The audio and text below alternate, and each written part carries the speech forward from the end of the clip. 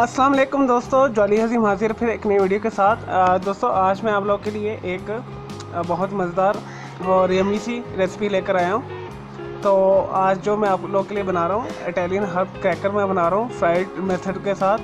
तो आप इसे बेक भी कर सकते हैं, लेकिन मैं इसे फ्राइड मेथड से बनाऊँगा क्योंकि काफ़ी लोगों के पास ओवन मौजूद नहीं है। तो हम इसे फ्राइड मेथड के साथ बनाएंगे। ये सेम एज टेस्ट इसका नमक पारों की तरह का होगा, लेकिन जो है इसका फ्लेवर बहुत ही यूनिक होगा क्योंकि हम जो इसमें इंग्रेडिएंट्स इस्तेमाल कर रहे हैं वो बहुत ही यमी और डिलीशियस है। चलो दोस्तों शुरू करते हैं इसे बनाना बगैर टाइम ज़ाया किए।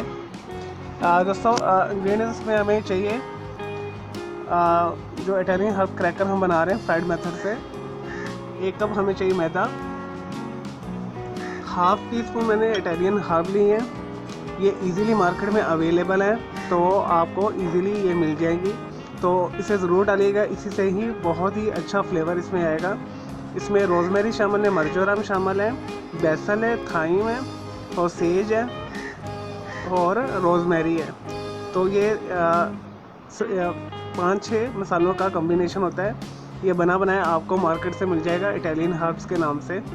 तो मैंने इसका रिव्यू भी किया हुआ है, आप मेरी वो वीडियो देख सकते हैं वीडियो सेक्शन में। ½ टीस्पून ही हमें नमक चाहिए।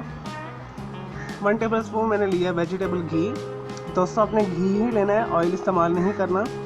तो उससे क्या होगा जी, इससे ख़ास फ्लेवर इसका आएगा इसके अंदर। और लेकिन हम इसे जो है फ्राई करेंगे वेजिटेबल ऑयल के अंदर ही, या आप वेजिटेबल घी भी इस्तेमाल कर सकते हैं। और हस्बे ज़रूरत हमें चाहिए पानी।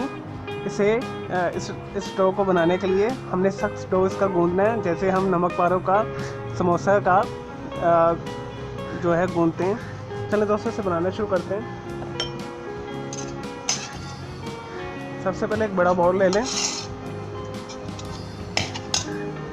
इसमें मैदा शामिल कर लें। दोस्तों मैंने ये पहले ऑलरेडी छान के रखा हुआ है। ये इटालियन हर्ब और नमक शामिल कर दें इसमें, और ये घी शामिल कर लें।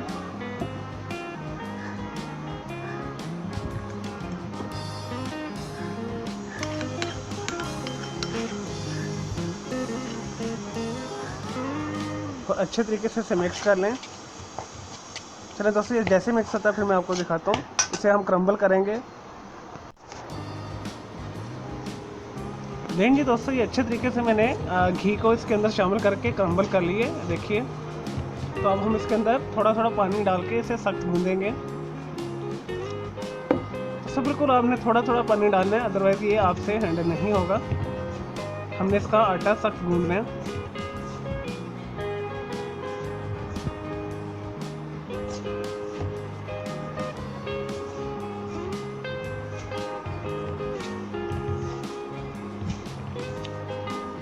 चलो दोस्तों जैसे ही होता है फिर मैं आपको दिखाता हूँ।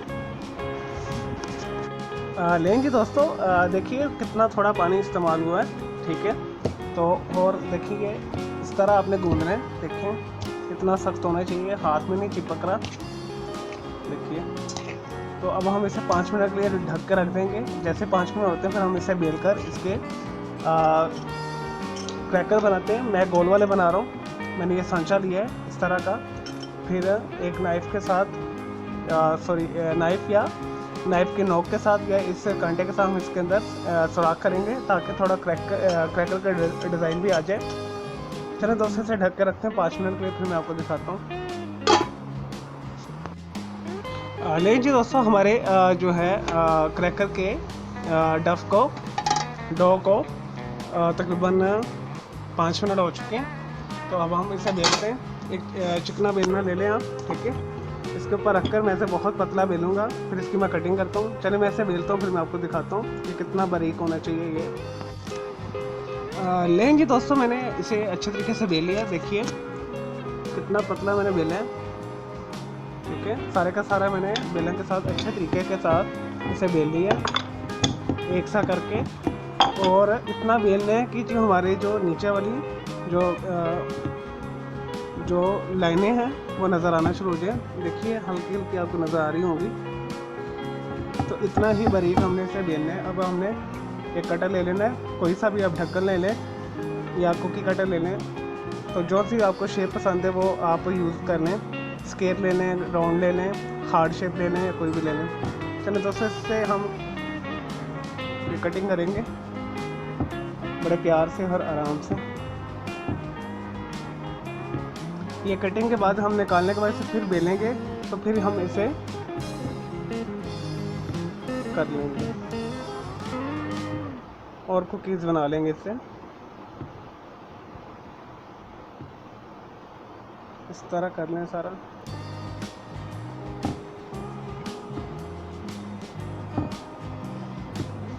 दोस्तों ये देखें, एक कप के साथ कितने ज़्यादा बन गए बिस्किट ये। और अगर आप इसे बेक करना चाहते हैं तो आप इसे बेक भी कर सकते हैं। आप 5 to 10 मिनट्स के लिए आप इसे 160 डिग्री सेंटीग्रेड पे कर सकते हैं इसे बेक। लेकिन मैं इसे फ्राई मेथड से बना रहा हूँ, मैंने आपको पहले भी बताया। अब आपने एक फोर्क लेना है, इस तरह कर देना है इसे। इसका फ़ायदा ये होगा, जो आपका ये गोलगप्पा नहीं बनेगा, पूड़ी नहीं बनेगा। इस तरह आपने इसे कर देना है सबको।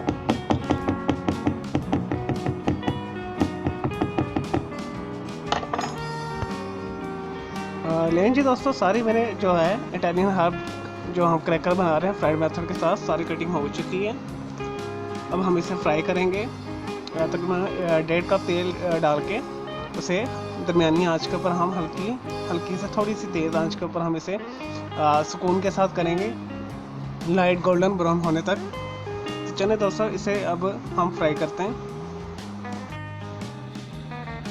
लेकिन जी दोस्तों, मैंने एक फ्राई पैन के अंदर देखिए 1.5 कप के करीब मैंने ऑयल डाल दिया और मीडियम लो हीट मैंने रखी हुई है। और अब हम इसके अंदर ये क्रैकर डालेंगे आराम से। तो आपने ये दरमियानी आंच के ऊपर करना है सारा।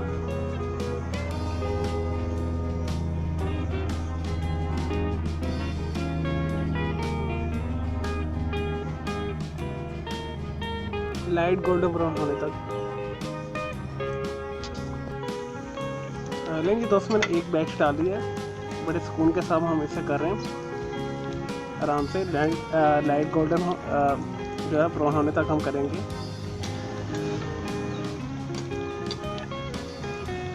जैसे ही लाइट गोल्डन ब्राउन होता है तो मैं आपको दिखाता हूँ निकाल के, फिर हम दूसरा डाल देंगे बैच।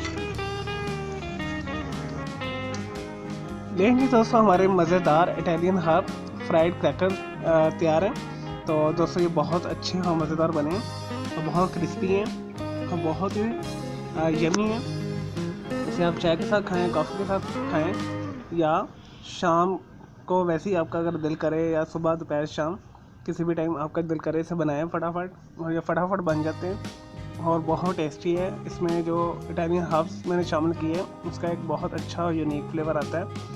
तो चलें दोस्तों, अगर आपको मेरी ये वीडियो रेसिपी पसंद आई है तो मेरे इस वीडियो को लाइक करें, कमेंट्स करें और शेयर कीजिएगा। मेरा दूसरा चैनल है ग्राफिक्स एंड आर्ट्स का कलर क्लाउड के नाम से, उसे भी आप सब्सक्राइब कर लें। ओके, चलो हाफिज़, टेक केयर।